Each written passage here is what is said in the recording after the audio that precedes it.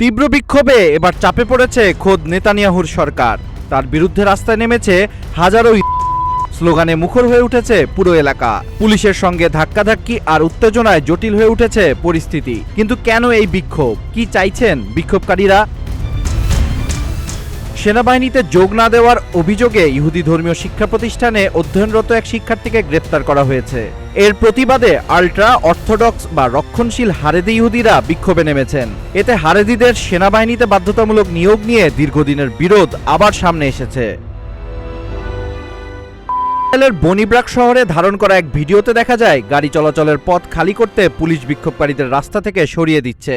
এক পুলিশ সদস্যকে মাটিতে থাকা এক বিক্ষোভকারীকে টেনে হিচড়ে সরাতে দেখা যায়। বিক্ষোভকারীদের হাতে ছিল ব্যানার, সেখানে লেখা ছিল, আমরা মারা যাব তবু সেনাবাহিনীতে যোগ দিব না, এবং আমরা জেলে যাব কিন্তু সেনাবাহিনীতে নয়।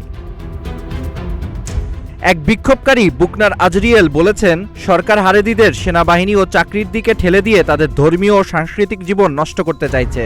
তার মতে সেনাবাহিনী এমন একটি জায়গা যেখানে সবাইকে একই নিয়মে গড়ে তোলা হয়, আর হারেদিদের কাছে সেনাবাহিনীতে যোগ দেয়া তাদের ধর্মীয় বিশ্বাসের বিরুদ্ধে।